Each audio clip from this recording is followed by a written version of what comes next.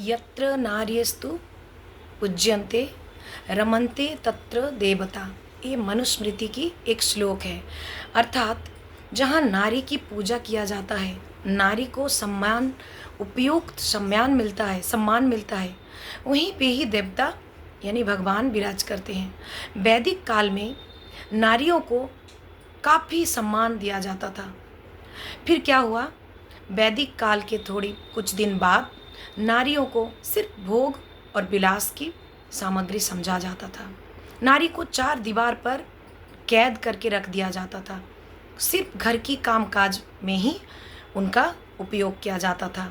नारियों की बाहर जाने के लिए कोई इजाज़त नहीं थी। घर के अंदर रह के वो शिक्षा प्राप्त करते थे और घर की कामकाज करते थे और भोग विलास, पुरुषों की भोग विलास की वस्तु थी वो। लेकिन आज ज़माना बदल चुका है। आज नारियों स्पेस तक जाते हैं, मंगल ग्रह जाने के लिए प्रस्तुति करते हैं, चांद पर जाने के लिए प्रस्तुत कर रहे हैं।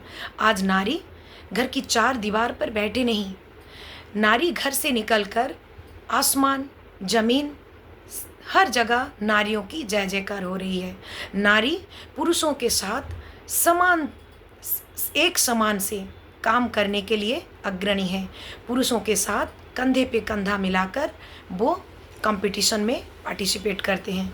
इसके लिए काफ़ी सारे सरकार नारी सशक्तिकरण के लिए योजनाएं लेकर आई हैं। काफ़ी सारे सरकारें बहुत सारे नारी सशक्तिकरण के लिए योजनाएं लेके आए, जैसे कि बेटी बचाओ बेटी पढ़ाओ। ये योजना हमारे प्रधानमंत्री श्री आदरणीय श्री नरेंद्र मोदी जी ने बेटी बचाओ बेटी पढ़ाओ ये योजना लाए हैं। इन योजना की सबसे बड़ी मुख्य भूमिका है कि कन्या भ्रूण हत्या की रोकना, कन्या भ्रूण हत्या से बचाना, माँ बाप को सचेत करना कि एक बेटी जितनी माँ बाप के लिए है, बेटा जितना माँ बाप के लिए है, बेटी भी उतना ही है। बेटा और बेटी में कोई अंतर नहीं। इसके अलावा दिल्ली सरकार ने भी लाडली स्कीम, लाडली योजना चलाते हैं, ताकि इस योजना के तहत क्या होता है, दिल्ली गवर्नमेंट के हॉस्पिटल या फिर नर्सिंग होम में कन्या संतान यानी लड़की पैदा होती है तो उनको 1100 रुपये उस लड़की को दिया जाता है और इन 1100 रुपये बच्ची के खाते में सीधा चला जाता है। इसके बाद जैसे ही लड़की बड़ी होते जाती है, पहली कक्ष, छठी कक्ष, 9वीं, 10वीं, 11वीं, 12वीं, इन कक्षा में जब वो आती है तब क्लास के साथ साथ उसकी जो पैसा राशि में भी बढ़ोतरी की जाती है।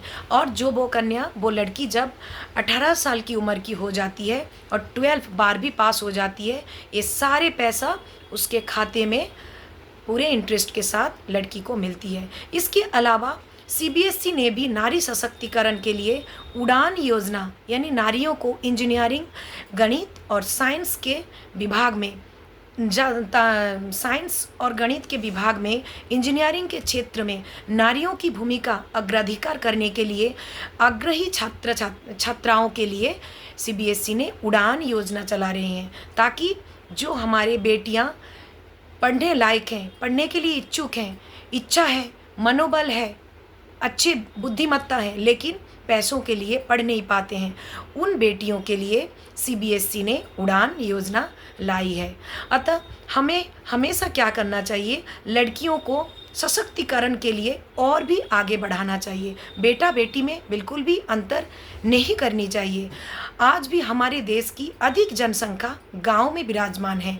गांव में ज़्यादातर लोग क्या करते हैं, बेटा और बेटी में अधिक संख्यक लोग बेटा और बेटी में बहुत फर्क करते हैं।